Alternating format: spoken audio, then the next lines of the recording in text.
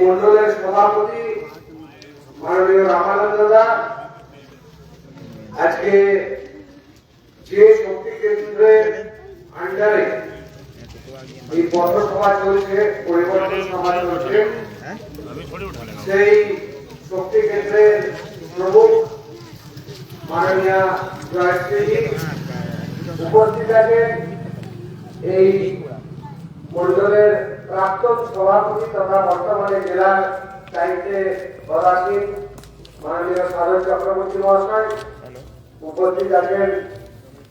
রাজ্যের নেতা আমাদের এখানকার পরিচিত মুখ মাননীয় পবন সিং মহাশয় উপস্থিত আছেন।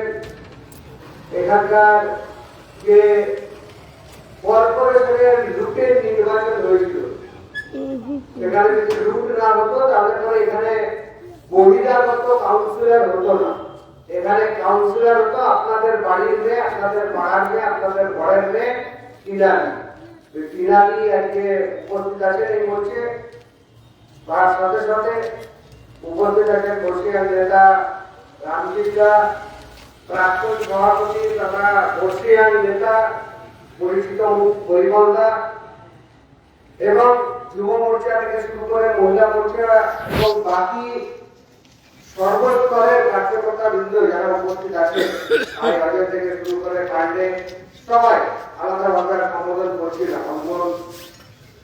প্রত্যেকে যারা উপস্থিত আছে তাদেরকে গৈরিক অভিনন্দন জানাই। এই মাইক্রোফোনের মাধ্যমে আমার কণ্ঠস্বর যতটুকু পৌঁছাচ্ছে এই সুভাষপল্লী চত্বরের রবীন্দ্র ভারতী ক্লাব প্রাঙ্গণের প্রত্যেকটি সুধী নাগরিক বৃন্দকে জানাই ভারতীয় জনতা পার্টি পরিবারের পক্ষ থেকে গৈরিক অভিনন্দন ও শুভ ইংরেজি নববর্ষের শুভেচ্ছা, মকর সংক্রান্তির অগ্রিম শুভেচ্ছা।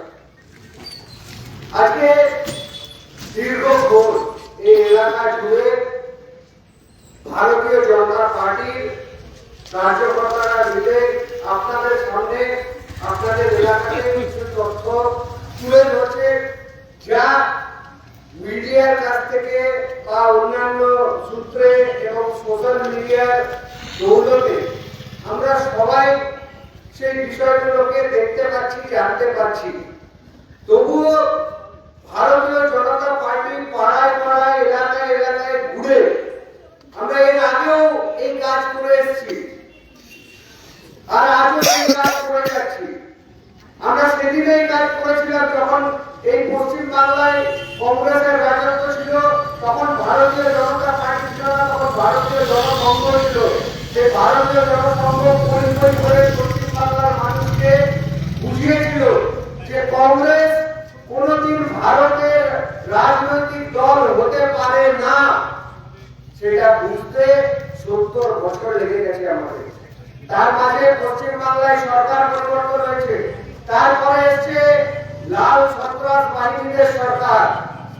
আগে বলা হতো, এই তৃণমূল আসার আগে বলা হতো যে সুভাষপল্লী, শান্তিনগর, পুরনো হাট এগুলো হচ্ছে বামেদের গড়। এখানে বামেরা যা বলবে, মানে লাল যা বলবে তাই হবে, লালের ছাড়া অন্য কোনো কথা হবে না। থানা পুলিশ তো দূরের কথা, এখানে পার্টি অফিসে আমি নামকরণ করতে পারি, অনেকে আছেন, অনেকে দেহ রেখেছেন সেই বাম নেতারা। তখন তারা এখানে সালিসি সভার মাধ্যমে থানার সব কাজ সামলে দিত। সেই দিন এই সুভাষপল্লী, শান্তিনগর, পুরোনোহাট এর লোকেরা দেখেছে, পার করেছে।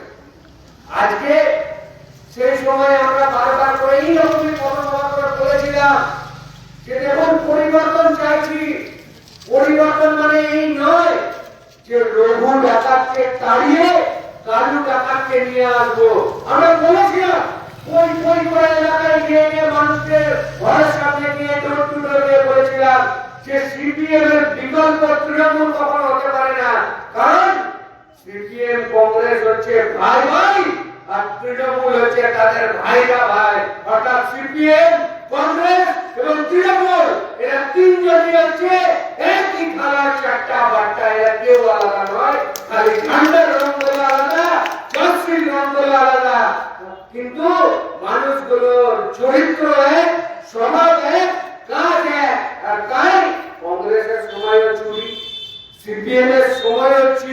চাকরি চুরি চাকরি চুরি হয়েছে, চিরকুটের মাধ্যমে লিখে দিয়ে চাকরি হয়েছে, এলাকায় এলসিএম যাকে বলে দিত, লোকাল কমিটি মেম্বার যাকে বলে দিত, তারা চাকরি পেত। আর তৃণমূল আসার সময় সিপিএম এর সময় সিপিএমরা স্ট্র দিয়ে চুরি করতো, মানে ডাবের জল বা কোল্ড ড্রিঙ্কস ঠান্ডা পানি ওটা স্ট্র দিয়ে খাইতো, সিপিএম সেই স্ট্র দিয়ে চুরি করতো। আর তৃণমূল অভিনব পন্থায়, মানে চরম বামপন্থা, মাননীয় মমতা ব্যানার্জি হচ্ছেন চরম বামপন্থী নেত্রী। কেউ যদি ভেবে থাকেন উনি অন্য কোন নেত্রী তো ভুল করবেন, উনি হচ্ছেন চরম সাম্প্রদায়িক বামপন্থী নেত্রী। এবং তার জন্য উনি স্ট্র দিয়ে খাননি, উনি সোজাসুজি উনি এবং তার দলকে বলে দিয়েছেন যে যা পাচ্ছ সব একদম উড় করে মুখে ঢেলে আজাদ করে খেয়ে গেল, মুখ ডুবিয়ে হাত ডুবিয়ে ডোবাতে ডুবে খাও। তাই শিক্ষা চুরি, চাকরি চুরির সাথে সাথে লোহা চুরি, পানি চুরির সাথে সাথে কয়লা চুরির সাথে সাথে শৌচালয় পায়খানা চুরি পর্যন্ত এই তৃণমূল কংগ্রেস করেছে। আর মাননীয় তো অভিনব পন্থায়, মাননীয় যদি অলিম্পিকে নাম দিতেন আমার মনে হয় ভারত একটা স্বর্ণ পদক পিটি উষার পর মমতা ব্যানার্জি পেত। সবুজ ভাইও নিয়েছে, বাদলকে দৌড় দিয়েছে, তাতে যদি উনি অলিম্পিকে নাম দিতেন তাহলে ভারতের জন্য হয়তো একটা স্বর্ণ পদক নিয়ে আসবে। কিন্তু মাননীয় চুরি ভাই নিয়ে দৌড় দিলে বেশ করে। এতদিন তো আমরা বলতাম, বাচ্চারা বলতো 1 2 3 4 তৃণমূল মানে চোর, 1 2 3 4 তৃণমূলে সবাই চোর, বাচ্চারা প্রমাণ দিত যেতে। আরে কালকে আপনি ফাইল নিয়ে যে দৌড় দিলেন তাকে তো এটা অক্ষর অক্ষর প্রমাণ করলেন যে ওরা হচ্ছে ছিটকে চোর, মাননীয় হচ্ছেন বড় চোর। অর্থাৎ একজন গায়ক যিনি আমাদের দলে ছিলেন, উনি এক সময় গান দিয়ে গেছিলেন যে সব চোরেদের পাঠশালা হচ্ছে ওই কালীঘাটের টিনের চালা। সেটা আমি স্মরণ করে দিতে চাই যে হ্যাঁ গায়ক বাবু, আপনি যে গানটা গিয়েছিলেন না যে সব চোরেদের পাঠশালা ওই কালীঘাটের টালির চালা, সেটার প্রমাণ মাননীয় কালকে ভাই নিয়ে দৌড় দিয়ে প্রমাণ করে দিয়েছে। সারা ভারত নয় সারা বিশ্ব দেখলো যে চোরেদের বাচ্চাকে মাননীয় ধর্ণা দিয়েছে, এবার নিজের চুরির ফাইল আটকাতে কিভাবে নিয়ে ইডি রাত থেকে কেড়ে নিজের বাড়ির দিকে ছুটেছেন। তাই আগামী দিন যদি মাননীয় নিজের বাড়িতে বসে নিজেকে অ্যারেস্ট করে নেন তাহলে সেটা তো অবাক হওয়ার কিছু থাকবে না। কারণ কি পশ্চিম বাংলায় উনি যা করছেন অভিনব কাজ করছেন, আর উনি যে উন্নয়ন করেছেন সেই উন্নয়ন কি হয় সেটা উনি হাল হকিকতে বুঝিয়ে দিয়েছেন। উনি চুরিতে উন্নয়ন করেছেন, উনি শিক্ষার অবনতিতে উন্নয়ন করেছেন, উনি প্রতিটা ক্ষেত্রে যেভাবে লুট লম্পটদের কে নিয়ে উন্নয়নের তকমা, উন্নয়নের যে বাজার সাজিয়েছেন সেটা বাংলার মানুষ আজকে হারে হারে দেখছে। আজকে এই পরিবর্তন সভার মাধ্যমে আমরা এই বিষয়গুলো শুধু আপনাদের কাছে বলতে আসিনি। আজকে বিশেষভাবে আসার কারণ হচ্ছে একটাই, কারণ এই যে 2026-এর প্রাক মুহূর্ত চলে এসেছে নির্বাচনে, আর কিছু কয়েক মাস পর এখানে নির্বাচন শুরু হয়ে যাবে এবং আমরা সিদ্ধান্ত নেব যে নির্বাচন কাকে নির্বাচিত করব, কাকে সরকারে রাখবো, কোন সরকারকে তৈরি করবো, কাকে সরাবো, এটা আমরা সাধারণ যারা ভোটার আছি আমরা চিন্তা করব। কিন্তু আমি আপনাদের কাছে করজোড়ে আজকে অনুরোধ করে যেতে চাই, আজকের এই নির্বাচনটাকে কোনো সাধারণ নির্বাচন মনে করবেন না। কারণ এই নির্বাচনটা যে নির্বাচন আসতে চলেছে এই নির্বাচনটা হচ্ছে হিন্দু অস্মিতা রক্ষার নির্বাচন। আগামী দিন বাঙালিরা এই বাংলায় থাকবে নাকি আবার বাংলাদেশের হিন্দুদের মতো, পাকিস্তানের হিন্দুদের মতো মাথায় পুটলি বেঁধে আবার অন্য কোন রাজ্যে, বিহারে, ঝাড়খণ্ডে নাকি উত্তরপ্রদেশের দিকে ছুটবে, সেই চিন্তা করার নির্বাচন আছে। আগামী প্রজন্ম আজকে আপনি যে 2 তলা 3 তলা দুতলা বাড়িটা তৈরি করছেন এবং তৈরি করে এই বাড়িটা করে আজ শুনছেন, তাদেরকে বলতে চাই যে আপনার যে সন্তান সন্ততি আছে সে এই বাড়িটা ভোগ করতে পারবে কিনা, তার ভবিষ্যৎ এই বাংলার মাটিতে থাকবে কিনা, নাকি উদ্বাস্তু হয়ে আমার সার্টিফিকেটের সন্ধানে কোন একটা উদ্বাস্তু পাড়ায় গিয়ে আবার বসবাস করতে হবে, সেটা চিন্তা করার, সেই সিদ্ধান্ত নেওয়ার নির্বাচনেটা। আজকে পশ্চিম বাংলায় যে পরিস্থিতি, যে করুণ পরিস্থিতি এসে পৌঁছেছে, আমি অনুরোধ করব প্রত্যেকটি বাঙালিকে যে দয়া করে সময় হলে পরে বেঙ্গল ফাইল সিনেমাটা একবার অন্তত দেখুন।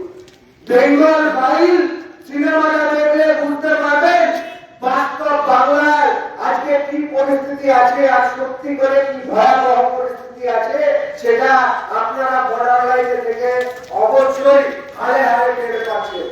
তবে এখন 30% কম, তাই এখনো অবধি আমাদের এখানে মন্দিরে দেখলাম সন্ধ্যা প্রদীপ দেওয়া যাচ্ছে, ঘন্টা কাসর বাজছে কোথাও কোথাও, সাতটা বাজছে কোথাও কোথাও, কিন্তু আপনি চলে যান মুর্শিদাবাদ, আপনি চলে যান বাংলা, আপনি চলে যান পশ্চিম বাংলার সেই সব বর্ডার সংলগ্ন এলাকায়, সেখানে আজকে মাননীয়ার কোর ভোটার, যাকে মাননীয়া তার দুধের গায়ে বলে পরিচয় দিয়ে থাকেন এবং তাদের লাঠি জুতো ঝাঁটা খেতে উনি খুব পছন্দ করেন। আর তারই এক ভাই আবার এক আক্রান্ত নামে একটা মসজিদ তৈরি করছে। মসজিদ তৈরিও আপত্তি নেই, কিন্তু কার নামে হচ্ছে এটা চিন্তা করার বিষয় আছে। এই বাংলা কোন বাংলার দিকে এগোচ্ছে, বাংলা নাকি বাংলাদেশ? তাই বর্ডার সংলগ্ন প্রত্যন্ত এলাকাগুলোতে যদি যান, ওখানে এক ঠাকুর পুজো হচ্ছে না, মা কালীকে প্রিজন ভাইয়ে যেতে হচ্ছে, ওখানে শাঁখ বাজানো উলু দেওয়া যায় না, ওখানে শাঁখ বাজালে উলু দিলে আপনার প্রিয় দুধের গায়েরা, মাননীয়ার প্রিয় দুধের গায়েরা আপনার বাড়ি পৌঁছে আপনার সেই শাঁখও কেড়ে নেবে, আর উলু দিলে আপনার গর্দানও কেটে নেবে। তার জলজ্যান্ত প্রমাণ আমার প্রতিবেশী দেশ বাংলাদেশে দেখেন তো। দীপু দাসকে মনে আছে? দীপু দাসটা হয়তো ভুলে গেছেন, কেন কি বাঙালির মানসিকতা তো, মাথা তো, আমরা খুব তাড়াতাড়ি সব জিনিস ভুলে যাই। দীপু দাসকে মনে করুন, দীপু দাস কি করেছিল? কিছু করেনি। মিথ্যে একটা কেওয়াস ক্রিয়েট করে একটা জলজ্যান্ত ইয়াং ছেলেকে জ্বালিয়ে গাছে বেঁধে পুড়িয়ে মেরে হত্যা করে দেওয়া হলো, আর বাচ্চা প্রশাসন চুপ, মাননীয়া চুপ, তৃণমূলের তাগর তাগর নেতারা চুপ, কারণ থেকে কোনো কথা বেরোচ্ছে না। এলাকার যত বুদ্ধিজীবী মানুষরা আছে তারা চুপ, বলছে বাংলাদেশে হয়েছে, এখানে তো হয়নি। আমি মনে করে দিতে চাই, বাংলাদেশে যে ঘটনা ঘটেছে তার আগে পশ্চিম বাংলায় ঘটেছে। চন্দন দাস এবং তার বাবা যারা মূর্তি বানাতো, মুর্শিদাবাদে থাকতো, তাদেরকে কচু কাটা করে তাদেরকে হরক্তাক্ত অবস্থায় ফেলে দিয়ে গেছে। এই পশ্চিম বাংলার মাটিতে হয়েছে, মহিলা সুরাবতীর নেতৃত্বে হয়েছে।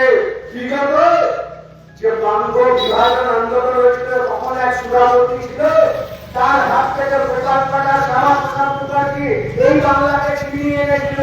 আর এখন যে মমতা নামক সুরাবতী আছে, সেই সুরাবতীর নেতৃত্বে সেই চন্দন দাসের হত্যা হয়েছে মুর্শিদাবাদে। আমরা ভাবছি মুর্শিদাবাদে হয়েছে, আমার মুর্শিদাবাদ চলেছে, বাংলাদেশ চলছে, যেখানে বাঙালি আছে সেই জায়গাকে চালানো হচ্ছে।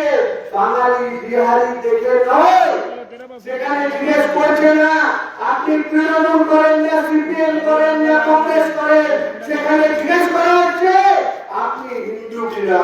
যদি আপনার পরিচয় হিন্দু হয়, তাহলে আপনি গরিমতের মাল, আপনার মেয়েকে ঘর থেকে তুলে নিয়ে গিয়ে ধর্ষণ করবে, আপনার ছেলেকে কেটে রক্তাক্ত অবস্থায় ফেলে দেবে এবং আপনার সম্পত্তি তারা লুট করে তাদের বাপের মাল করে, আল্লাহর মাল বলে তারা হজম করবে। এবং সেই ষড়যন্ত্র বাংলা জুড়ে চলছে, মাননীয়া চুপ করে দেখছে।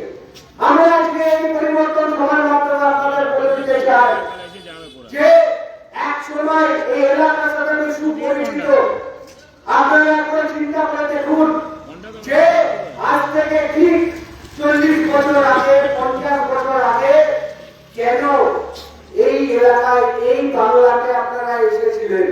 একবার চিন্তা করুন, এখনো কি যদি এই এলাকার যার বাড়িতে ভিড় দেবো তার বাড়িতে ভিড় করবে এবং তার বাড়ির কোনো একটা লোকের যদি জামা তুলে দেখা যায় তো তার পিঠেও সেই বাংলাদেশের কাটা তারের দাগ পাওয়া যাবে। অর্থাৎ আজকে আমরা ভুলে গেছি যে আমরা বাংলাদেশ থেকে কেন পালিয়ে এই ভারতে এসেছিলাম। আমরা ভুলে গেছি যে বাংলাদেশে আমাদের গোলা ভর্তি ধান ছিল, পুকুর ভর্তি মাছ ছিল, দালাল বাড়ি ছিল, জমিদার ছিলাম আমরা। আর আজকে জমিদারি ছেড়ে এখানে এসে হকারি করছি, ইস্কোতে এসে মজুরি করছি, সবজি বেঁচে খাচ্ছি। যারা অল্প একটু পয়সা পাতি নিয়ে এসেছিলাম তারা পুনরায় এখানে ঘর বার করে জীবনযাপন করছি।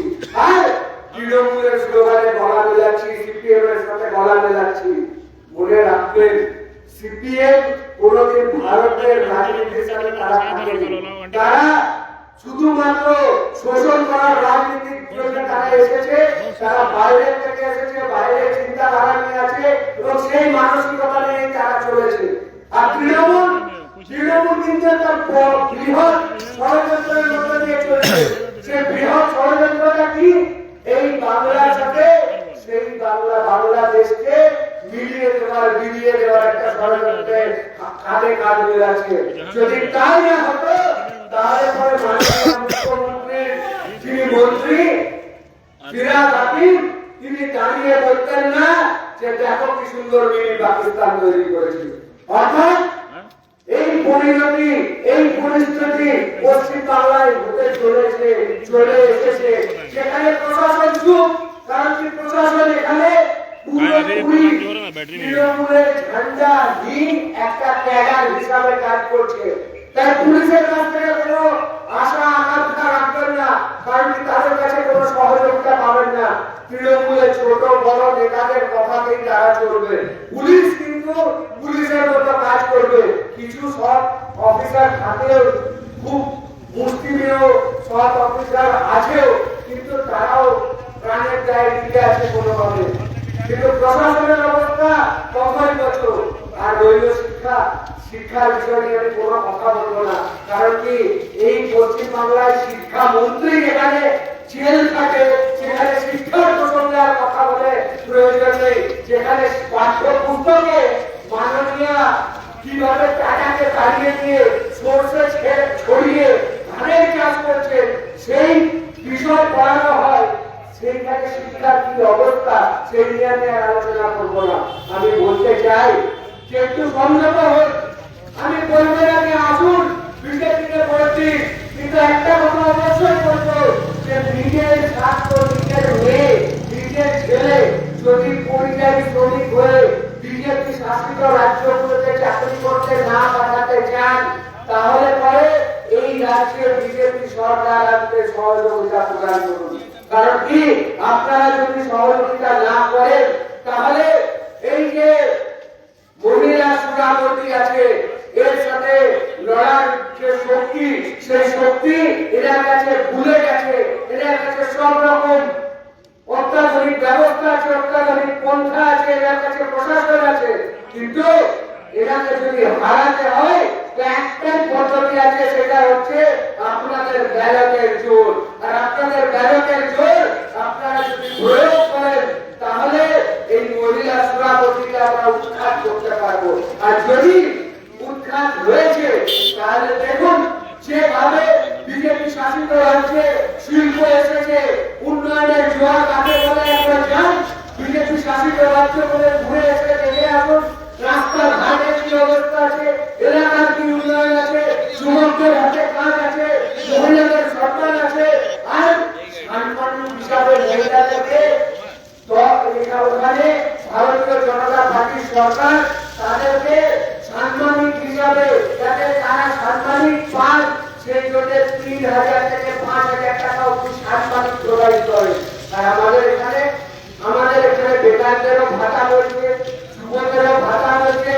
আর সিভিক পুলিশের যে ছেলেগুলো বাচ্চা ছেলেগুলো ঢুকেছে তাদেরকে দিয়ে মুরগিধারী তৃণমূলরা এই সিভিকধারী তৃণমূলকে দিয়ে টাকা তোলাচ্ছে, টাকা তুলিয়ে আপনাদের বাবাদের কাছ থেকে টাকা তোলাচ্ছে, হেলমেট চেকিংয়ের নামে, গাড়ি চেকিংয়ের নামে ৫,০০০ টাকা করে ফাইন করছে, আর তার থেকে এনে ১,০০০ টাকা লক্ষ্মীর ভান্ডার বলে মায়েদেরকে দিচ্ছে। ভুল পথে আপনারই পকেট মেরে পিসি আর ভাইপো রাজত্ব চালাচ্ছে, আর ভাইপো আর পিসি মিলে মাকে ১,০০০ টাকা দিয়ে ঘরে ঘরে দ্বন্দ্ব তৈরি করে দিচ্ছে। তাই আজকে আমাদের চিন্তা করার প্রয়োজন আছে যে কিরকম সরকার আমাদের আগামী দিন ভবিষ্যৎ নির্বাচন করবে, আমার ছেলেদের ভবিষ্যৎ কোন জায়গায় যাবে। এবং শুধু তাই নয়, কয়েকদিন ধরে এই এলাকা জুড়ে পুরো পশ্চিম বাংলা জুড়ে একটা পাঁচালি পাঠ চলছে না? সেই পাঁচালি পাঠের গাড়ি এলে পরে আপনারা একটু গাড়িটাকে দাঁড় করিয়ে বলবেন যে যে পাঁচালি পাঠ করছেন, উন্নয়নের পাঁচালি বলছে, এত উন্নয়ন করেছে যে স্ট্রিট লাইট, এই লাইটে প্রপারলি একটা লাইট চলে না, এই গোটা রাস্তায় এখানকার যিনি মাননীয় কাউন্সিলর আছে, আমি জানি না ভোট লুট করে জেতার পর একবার এলাকা ঘুরে দেখেছেন কিনা, কারণ কি তৃণমূলের লোকরাই সেই কাউন্সিলরের কথা আবার ঘুরে না, জানি না ওই কাউন্সিলর এই এলাকা ঘুরে একবার দেখেছে কিনা যে স্ট্রিট লাইট চলে চলছে কিনা, রাস্তাটার কি অবস্থা আছে, আবর্জনায় জল জড়িত সারাটা পুরো, তার নিষ্কাশনের ব্যবস্থা কি আছে, জানি না এগুলো ঘুরে দেখেছেন কিনা। একবার উন্নয়নের পাঁচালি গাড়িটা যখন আপনাদের দরজার সামনে বা বাড়ির সামনে আসবে, ওকে দাঁড় করিয়ে একবার জিজ্ঞেস করবেন যে ভাই ওই উন্নয়নের যে যে পাঁচালিতে কাজ করছো তার একটা উন্নয়নও আমাদের এলাকায় হচ্ছে না কেন। সামান্য ডেথ সার্টিফিকেটের একটা ফর্ম, ব্যাংকের একটা পরিচয় পত্রের ফর্ম নেওয়ার জন্য কাউন্সিলর বাড়িতে থাকেন না, কাউন্সিলরের বিয়ে আছে, তার কাছে যেতে হবে, তবে গিয়ে আপনি ফর্ম ফিল আপ করতে পারবেন। কারণ মারা গেছে ওয়ারিশন সার্টিফিকেটের জন্য একটা ফর্ম যদি প্রয়োজন হয় কাউন্সিলরকে ফিল আপ করে দিলে কাউন্সিলরের কাছে পাবেন না, কারণ কি কাউন্সিলর বলে আপনাকে আমি চিনি না। চিনবেন কি করে? কাউন্সিলর তো এলাকার লোকই নয়। যদি বিজেপির কাউন্সিলর করে ভোট লুট না করে ভোট হতো, তাহলে এখানে বিজেপি এখানকার ঘরের মেয়ে কাউন্সিলর হতো, সে আপনাকে তার বাড়ি যেতে হবে না, সে আপনার বাড়িতে এসে কাজগুলো করে দিত। কিন্তু এখন কাউন্সিলরের বাড়িতে গিয়েও আপনি কোনো কাজ পাবেন না, অথচ পাড়ায় পাড়ায় উন্নয়নের পাঁচালি চলছে। অর্থাৎ এই যে সরকার চলছে, এই সরকার সর্বৈব ব্যর্থ। কিন্তু শুধুমাত্র ব্যর্থতার কথা আজকে আমরা বলতে আসিনি, আজকে আমরা একটাই কথা বারবার বলছি, বারবার স্মরণ করাচ্ছি যে এইটাই কিন্তু আমাদের জন্য শেষ সুযোগ। যদি এই শেষ সুযোগকে যথাযথভাবে কাজে না লাগাই, তাহলে পরে আমরা হয়তো আরো 5 বছর এই যে দোতলা 3তলা বাড়িগুলো এলাকার মধ্যে আছে এগুলোতে বসবাস করতে পারবো, কিন্তু ঠিক 5 বছর পরে এখানে না ভাষণ দেওয়ার কেউ থাকবে, না আপনার তৈরি করা বাড়িটার মধ্যে আপনি থাকতে পারবেন বা আপনার ছেলেদের থাকতে পারবে। এই বাড়িটা দেখবেন সেই বিহারি ভাইয়েরা দুধের গায়েরা দখল করে বসে আছে, আপনি ব্যাগ বোঝকা নিয়ে উড়িষ্যা কিংবা ঝাড়খণ্ডের বর্ডারে উদ্বাস্তু হয়ে হন্যি হয়ে ঘুরে বেড়াচ্ছে। আমাদের কথা যদি বলেন, আরে আমরা তো লড়াই করে করবো, আমরা ছেলে মরবো না, আমরা ছেলে পালিয়ে যাব না, কারণ কি যারা লড়াই করে মরেছে শ্যামাপ্রসাদ নিজের প্রাণ দিয়ে কাশ্মীর এবং বাংলাকে বাঁচিয়েছে, আর আমরা সেই শ্যামাপ্রসাদ মুখার্জির দলের অংশ, আমরা এই এলাকা ছেড়ে কোথাও যাব না। শেষ নিঃশ্বাস অবধি এই বাংলাকে বাঁচানোর জন্য ভারতীয় জনতা পার্টির লড়াইয়ের সাথে কাঁধে কাঁধ মিলিয়ে লড়াই করে যাব। কিন্তু যদি শেষ রক্ষা না হয় তাহলে শেষ প্রাণ দিয়েও চেষ্টা চালিয়ে যাব। কিন্তু যারা পালাতে অভ্যস্ত বাঙালি, সেই বাঙালি পালানোর অভ্যাস ছেড়ে একবার নিজেদের ক্ষমতা প্রয়োগ করুন, আর ক্ষমতা প্রয়োগ করে 2026-এর নির্বাচনে এলাকা ভিত্তিক পদ্মফুল ভোটার দেখুন, পদ্ম ভোটার পর উন্নয়ন কাকে বলে, সত্যি সার্বিক ঘরে চাকরি থেকে শুরু করে মহিলা সম্পদ কিভাবে রক্ষা করতে হয়, প্রশাসন কিভাবে কাজ করে, সেগুলো আমরা করে আপনাদেরকে দেখিয়ে যাব। যদি না করে দেখাতে পারি, যেভাবে আপনাদের জন্য রাস্তা খোলা থাকবে। আমাদের এই নেতৃত্ব সামনে যারা বসে আছে তারা বসে থাকবে জবাবদিহি করার জন্য। তাই আপনাদেরকে আবারও করণ করে নিবেদন করে যাব, 26-এর নির্বাচন তৃণমূলের বিসর্জন। এই স্লোগানটা ঘরে ঘরে তুলুন, পাড়ায় পাড়ায় তুলুন, এলাকায় এলাকায় তুলুন এবং পশ্চিম বাংলায় জেহাদি রাজ্য নয়, পশ্চিম বাংলায় বাংলার সাম্রাজ্য, বঙ্কিমের বাংলা, সুভাষের বাংলা, স্বামী বিবেকানন্দের বাংলা, বিদ্যাসাগরের বাংলা, রবীন্দ্রনাথের বাংলা তৈরি করতে ভারতীয় জনতা পার্টির সাথে একাত্র হন।